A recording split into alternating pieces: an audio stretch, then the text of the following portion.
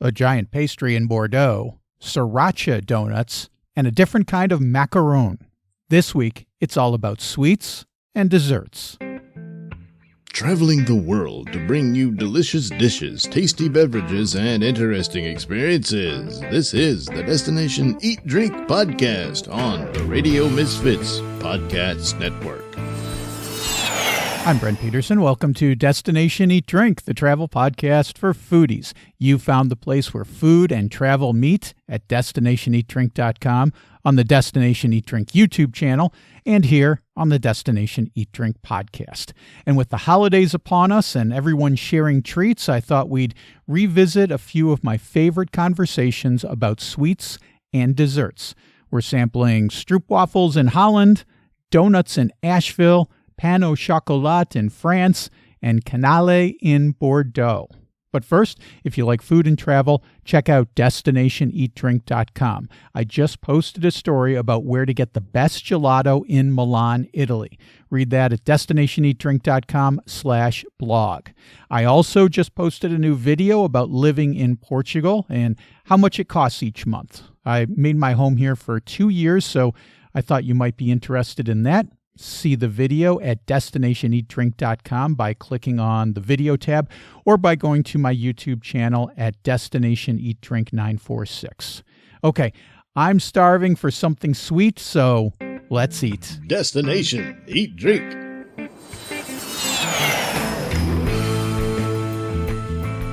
Thijs van Rooyen is the founder of Amsterdam Food Tours. He tells me about the cookie called Stroopwafel and the best places to get them in Amsterdam.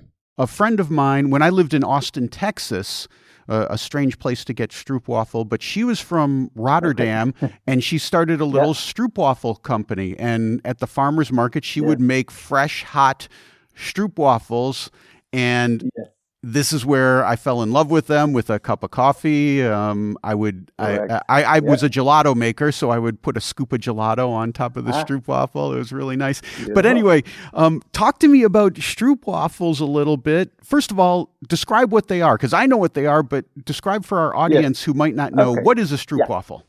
What is a Stroopwafel? Okay. So a Stroopwafel is a cookie, obviously, and it has two main components, and that is the dough and a caramel syrup that comes with it. And actually, it's two cookies, and in between is the syrup. A specific flavor is cinnamon. Dutch food has a lot of spice flavors, and it has to do with our colonial history and our spice trade for hundreds of years. And how it's made is just the dough, flour, and water, and butter, and cinnamon, plus a bit of yeast. And then they make a ball out of it, and that is goes under I'm not sure what is the English word, a pressure grill for 2 minutes, and they are taken out, and they have become a little bit fluffy, like a shawarma bread, you can imagine. And that's sliced open, and then next to it, you have a pan with hot caramel, a mixture of butter and sugar, and that goes in between the two slices, and it's closed, and then you enjoy it. But you have to be careful not to burn your tongue, obviously, because it's rather hot. So that's the Stroopwafel, if you have the good one. They're so good hot too, right out of that little press, because they're crispy and they're caramelly and they're sweet, and then they've got the spice in there. Oh, so good. It's just a very small piece of Christmas enjoyment it gives to you. I would assume that when we go to Amsterdam, we get these at just regular bakeries. Do they make them fresh for you, or do you get them prepackaged? How do they come normally? Yeah, there is a trick, because you'll see them everywhere. Even Starbucks has them on the menu right now, I believe, worldwide. And of course, you want to have the best one. So you have to be. The best thing is you can source them at a local bakery where the locals go, and you have to check, because the good quality Stroopwafel is made with real butter. And if you have the more touristy ones, the cheaper ones, they use margarine, which is, inexpensive, obviously. But the real butter that gives you this real comfortable, good flavor to it. And second to that, go to the markets. And for example, the market in the Jordan I talked about last week on Saturday, they have a stall where they make fantastic stroopwafels as you go. You can see them how they make it, and that's a real joy. The last tip: if you have them, pre-packaged, and you have them at your home, it's nice to eat them a little bit warm. So do as the Dutch: take a cup of coffee, cup of tea, and put them on top of it. Leave them for a bit, and then you're ready to go. Stu Helm, a.k.a. The Food Fan, is a foodie tour guide in Asheville, North Carolina. He tells me about the best spots to get donuts in the city. I did want to bring up a place in Asheville called Whole Donuts because those guys, at least when I was there, I'm sure they still do, they would make the donuts to order. In other words, you order it and they fry the donut right there. And to me, that's just mind-blowing. It's the greatest thing because there's nothing like the donut fresh out of the fryer. It's the best ever. And it sounds like you're familiar and you like Whole Donuts as well, Stu. Whole Donuts is still around under new ownership, but the new owners are super enthusiastic about owning it, and they do a wonderful job, and they're always in-house, behind the counter, ringing up donuts and throwing them in the fryer. And Whole is very unique. They only have 3 flavors every day. One of them is plain, and the other 2 are the plain donut with some stuff on top of them. And they're super popular. Oh my God, tiny little space. They built a tiny house and then put the restaurant inside of a tiny house. And they started as a food truck. So they're a real success story and one of the most popular, very, very popular, still doing a great job. So you're absolutely correct about Whole Donuts. And I feel like I should mention, we have another great donut maker in town called Stay Glazed. And Stay Glazed just makes fantastic, over the top. They have 10 or more different flavors every day. And everything from a kimchi donut to a sriracha frosted donut to you name it. They're willing to try to throw it on top of a donut. They have one that's called Everything But the Bagel that has all the toppings from an everything bagel on a sweet donut. Genius. Strange and both loved and hated in this town. I can imagine. Andrew Pryor is the man behind the fabulously delicious food tours and the podcast of the same name. He tells me about pain au chocolat and macaroons in France. I recall in Paris, when you go into a patisserie, you get for breakfast pain au chocolat, which is kind of a croissant with some dark chocolate in it. But I then found that it goes by different names depending on what region you're in. And so I'm wondering, when we go visit you in Vienne, do we call it pain au chocolat, or is there a different name for this? No, it is the pain au chocolat. So there's I saw a map on this. For most of France, it's a pain au chocolat. When you get down south, it's a chocolatine, I want to say. Yes, chocolatine. And then that's it. And then up north, it's something else as well. And then even further up north, there's a little part that decides it wants to call it something different as well. And I want to say that maybe somewhere in Brittany that's maybe called something else. But for the majority of France, it is pain au chocolat. Now, Brent, I don't know if we've seen a picture of me or not, but I'm not exactly the thinnest person in the world. And I have eaten my fair share of pain au chocolat in my life, not just for research for tours, but just in life in general. And I am backed up by my husband on this one. The patisserie in town, not the bakery, but the patisserie in town, do make what I think is the best pain au chocolat I've ever had. And I've had quite a few pain au chocolats, but it is pretty darn amazing.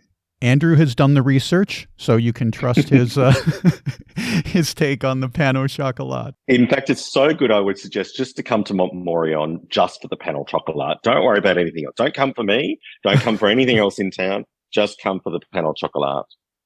Seriously, it's that good. Your town is also famous for the macarons. My aunt who speaks French and studied in French-speaking Belgium makes sure that I say that properly. Macaron. Tell me about them in your town, Andrew. Yes, so it is famous. So it's one of the towns that has their own version of a macaron.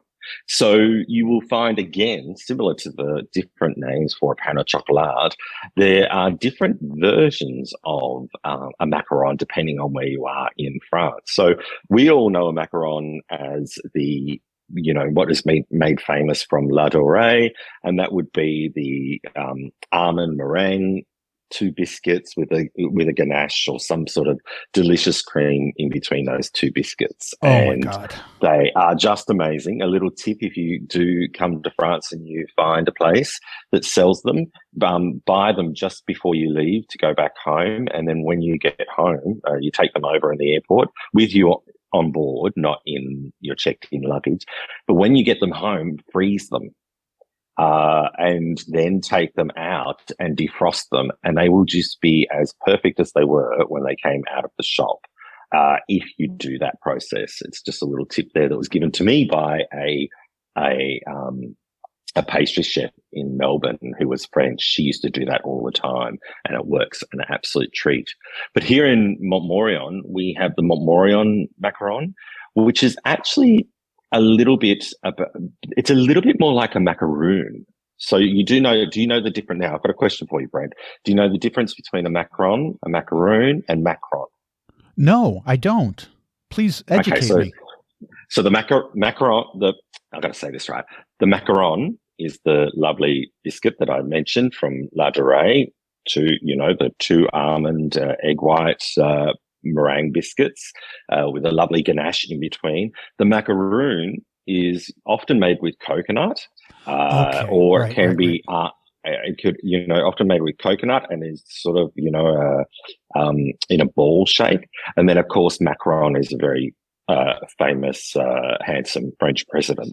But so our Montmorillon macaron is more or less, it's sort of more like a macaroon, but instead of using coconut, now this is a guarded recipe. They will not tell me, no matter how many times I go in there and buy them, they will not tell me how they make them. But instead of using coconut, they use almonds in that. So they still call it a macaron, even though it looks more like a macaroon.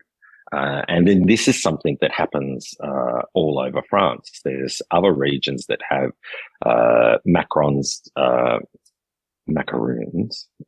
I keep on saying macron. I'm fixated. There's other regions that have macarons. I did it again. Macaroons that just the biscuit. There's no ganache in between with the meringue biscuit. They just sell the biscuit. And then there's other ones that have them, and they just they're completely different. Have completely different ingredients. It's just the way it is here in France. There's just different things, the same name for different things. You're blowing my mind because I had no idea that they were so different from the typical macarons that we're familiar with that we get in every patisserie in Paris or other cities. So could we get these in just about any bakery in your town of help me say your name. Let me say the name of your town. I want to get it right. Okay. Montmorillon. Montmorillon. Okay. Oui, but it's all the same name. So it's not Mont as in Mont for mountain. The story goes, we've just actually been doing a little bit of research, and as I said, there's all in France, there's always different stories. But the one we've sort of read recently, the way the town got its name was Mont, which is mountain for French. But the Morillon is something to do with the Moors. So the Moors have come through here. Oh, okay. We've had Romans through here. There's actually some Roman ruins down the road. Just about a 10-minute drive on the way outside of town. That are quite sort of fabulous to go see. It used to be a spa, apparently. I don't know. Obviously, economic downturn and the spa disappeared, and the Romans just left the ruins. So thank you for that. No, it's a gorgeous town. We have so we have the macaron, but it's just in the patisserie, which also sells the the great pain au chocolat, and also in the Macaron Museum. So there's a museum devoted to this macaron, and they sell it. And they have a few shops in Poitiers as well, and I think they have one in Limoges, I want to say, as well. But apart from that, that's it. You can only get it here. I think there might also be a chance that you could pick them up in Paris at Le Bon Marché or Galeries Lafayette or one of those stores in their food hall.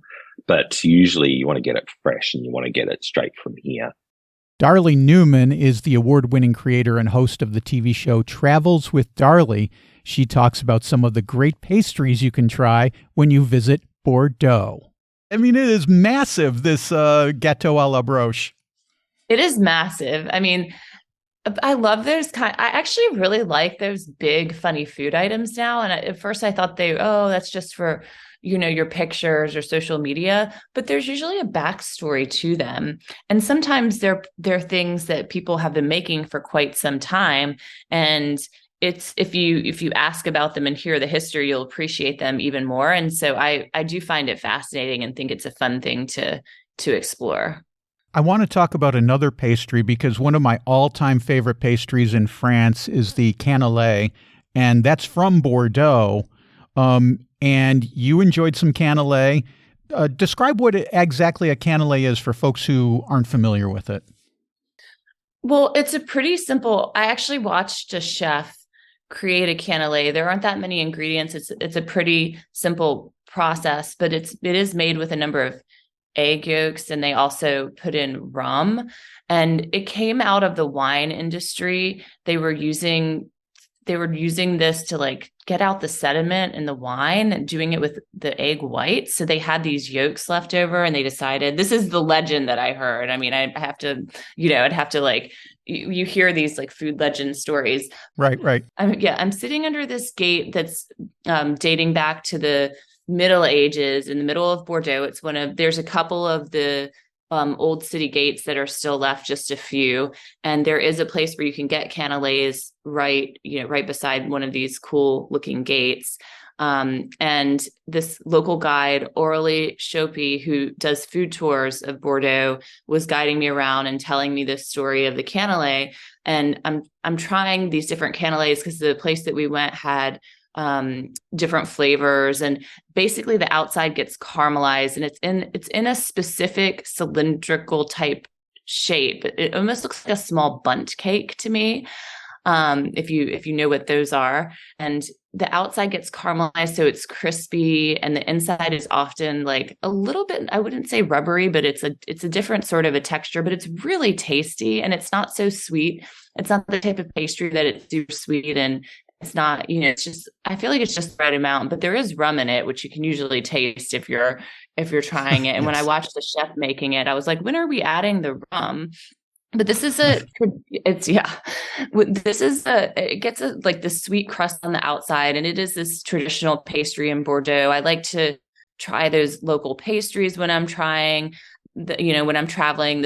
I had a vanilla one with Aurélie, and again, something that came out of has come down through history, came out of the wine industry, which you think about Bordeaux, you think about wine. And this is if you're not a wine drinker and you're traveling to Bordeaux, this is something you definitely have to try, this little type of cake.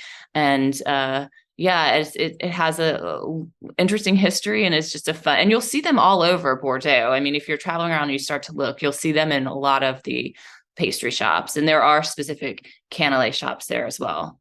I love the cannelé. I love that little crunch you get when you bite into that crispy caramelized exterior, and then you get the flavor of the rum with the cake on the inside. It's so good. But I love the story about the wine industry using the egg whites as a clarifying agent, because you hear that several places. I've been to France, several places when they talk about the pastries, they're like, well, they had all these egg yolks left over. And now that I live in Portugal, I hear a very similar story, because every town in Portugal seems like it has its own pastry, just like in France. And the story that they commonly tell is, Well, they used the egg whites for the monks to starch their collars or the nuns to starch their habits. So they had all these egg yolks left over. And that's how they made, for example, pastel de nata in Lisbon. But there's a million of them all over Portugal. So I love hearing these kind of legends that, from 500, 600 years ago, no one can really verify them, but it makes for a great story, I think. Oh, yeah. I mean, that's the thing. I like to know the history of different foods and how things came to be. And I think a lot of travelers are diving into that, and people in general, even more now, because food is such an important part of everyone's lives. So when you understand where things came from, why things came to be, it's not only makes for fun conversation when you're out with friends, but it makes you appreciate the food that much more. I want to talk about one more pastry that you sampled in Bordeaux, Darlie, called the Dune Blanche. And I haven't had this before, but it looked really delicious. It looked like kind of a mini cream puff, sort of. How would you describe it? Oh my gosh, it was amazing. I could have eaten like 10 of them. And I think I did have a number of them. But it looks like, I would say, I mean, it looks like some other pastries you would have had. It's filled with a really light cream that just almost melts in your mouth in a velvety sort of way. And there's a shop in Bordeaux. There's many shops that, again, make these, but then there's one that's famous for it that we were able to stop on our food tour. And it had like a beach theme, and all they served was the Dune Blanche. That's all you could get there. So we walked over to that place, of course, and had these wonderful cream-filled, tasty treats that were just so light and airy. And it was, it's coming from the Dune Blanche has that white cream filling from reminiscent of the beaches. So you can look at it and think, oh, I could see popping one of these into my mouth when I'm on the beach in France. But I mean, they had different flavors. They, mango one day, regular cream on another, and they were fantastic. I would definitely recommend, again, seeking these out, trying a cannelé when you're in Bordeaux. So if you're not a wine drinker, there are a lot of things that you can have when you're traveling throughout Bordeaux, not only the cheese, of course, but also these wonderful pastries. Okay. Having a sugar rush for sure. And Darlie will be back in a couple of weeks to talk about the new season of her show, Travels with Darlie, which premieres on PBS in January. And I've got links to Darlie's stuff as well as all the other guests on this week's show in the show notes. Get that at radiomisfits.com/DED261. Well, that's it for this week. Next week, don't miss it. We are in Auckland, New Zealand. It might be freezing here in the Northern Hemisphere, but it's summer in New Zealand, and I'll talk with foodie tour guide L. Armin Jones about coffee, wine, and getting banned from a country over cheese. Don't miss that. And if you enjoy Destination Eat Drink, be sure to rate and review us on your favorite podcast app. Only takes a second, and thank you very, very much. Destination Eat Drink is distributed by the Radio Misfits Podcast Network and Ed Silla, a guy whose favorite flavor of Dune Blanche is Johnny Walker. Thanks, Ed. I'm Brent Peterson. I'll see you down the road. Join us next week for another culinary adventure on Destination Eat Drink, a presentation of the Radio Misfits Podcast Network.